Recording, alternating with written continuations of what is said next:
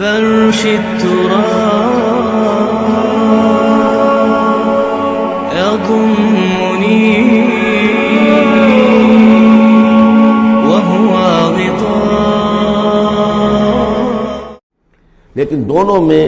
آیت نمبر 35 سورہ احزاب کی بھی سورہ نور کی بھی نہایت اہم ہے، ایمان کی حقیقت اور اسلام کی کیفیات کے بارے میں. الزانیۃ والزانی فجلدوا من کل واحد منہما 100 جلدہ.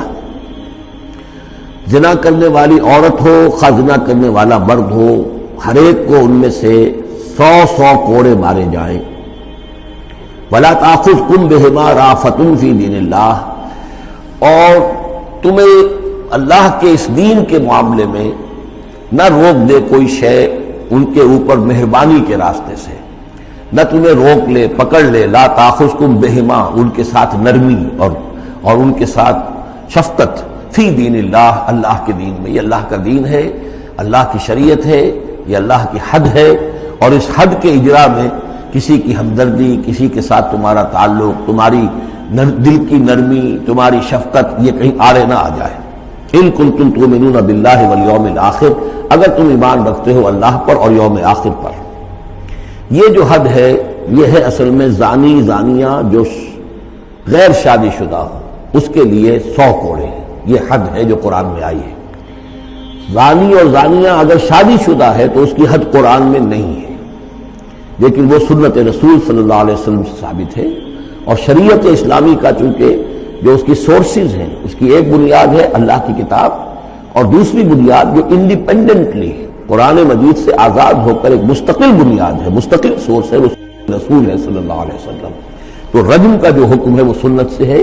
اور جیسا کہ میں آپ کو بتا چکا ہوں اصل میں یہ اس قاعدہ کلیہ کے تحت ہے کہ سابقہ شریعت میں، شریعت موسوی میں بعض احکام وہ تھے کہ جن کی نفی نہیں آئی ہے، انہیں جو قتل نبی اکرم صلی اللہ علیہ وسلم نے اس امت کے اندر بھی جاری رکھا ہے.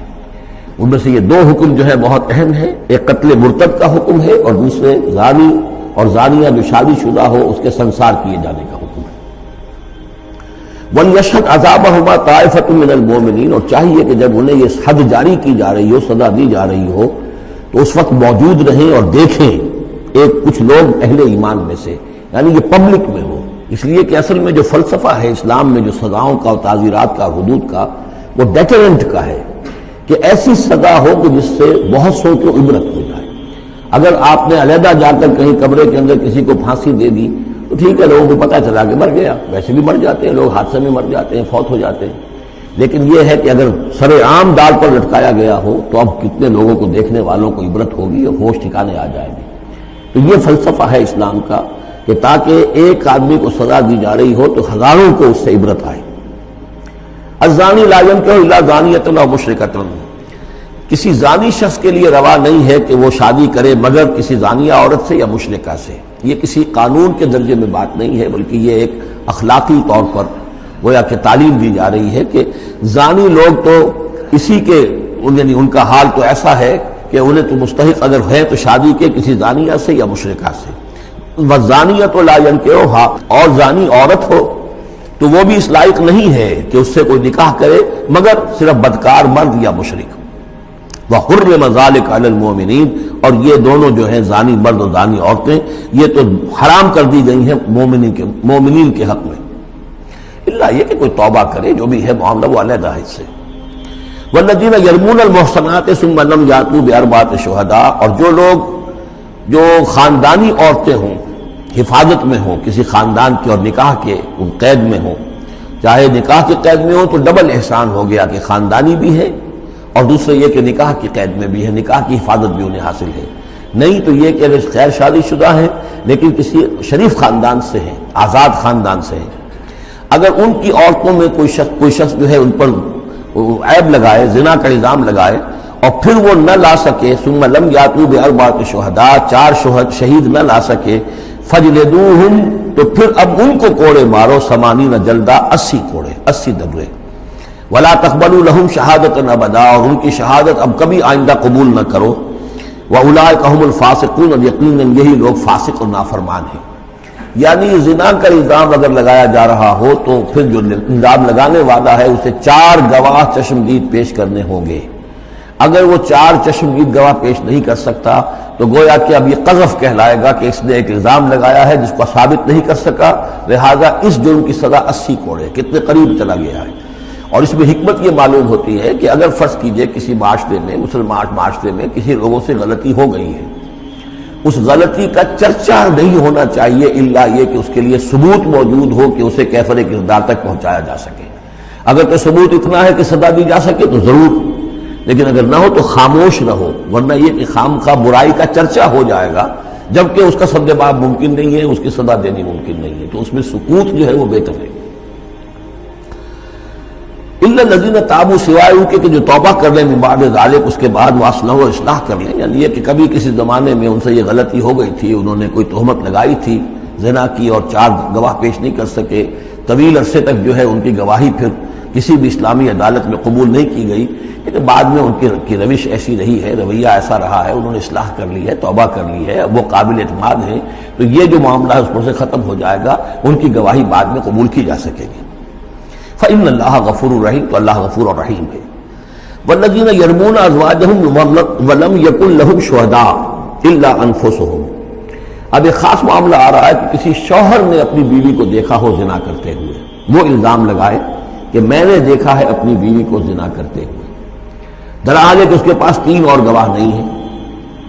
لیکن چونکہ یہ معاملہ ہے شوہر اور بیوی کا، اگر کسی اور عورت کا ہوتا تو اس کے اوپر 80 درے لگتے اس کو کہ اس نے الزام لگایا ہے، چاہے چشمدید ہے، چاہے اس نے دیکھا ہے، لیکن 3 گناہ اور نہیں لا سکا، 3 گواہ نہیں لا سکا ہے تو درے لگیں گے 80۔ لیکن معاملہ کیونکہ بیوی کا ہے،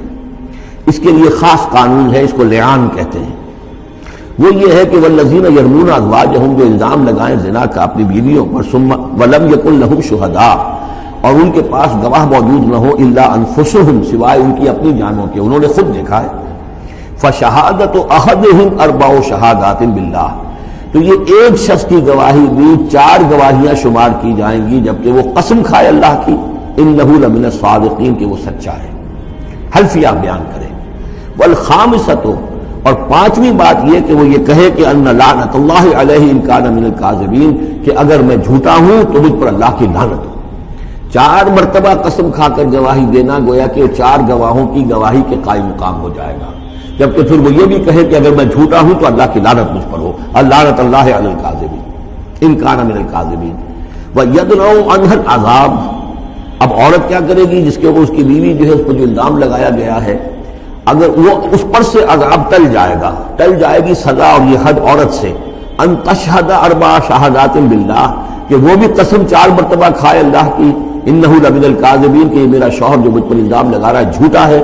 اور والخامسۃ، اور 5ویں بات وہ یہ کہے ان غضب اللہ علیہا ان کان من الصادقین، کہ اگر میرا یہ شوہر اس الزام میں سچا ہے تو مجھ پر اللہ کا غضب آئے۔ اس انداز میں پھر یہ کہ عورت کے اوپر پھر حد جاری نہیں ہوگی، اور اگر شوہر کے 4 قسمیں کھا کر الزام لگانے اور پھر یہ کہ اللہ تعالیٰ کی لعنت اپنے اوپر طلب کرنے اگر جھوٹا ہو، اس کے بعد اگر بیوی خاموش رہتی ہے، وہ جوابی طور پر قسم نہیں کھاتی 4،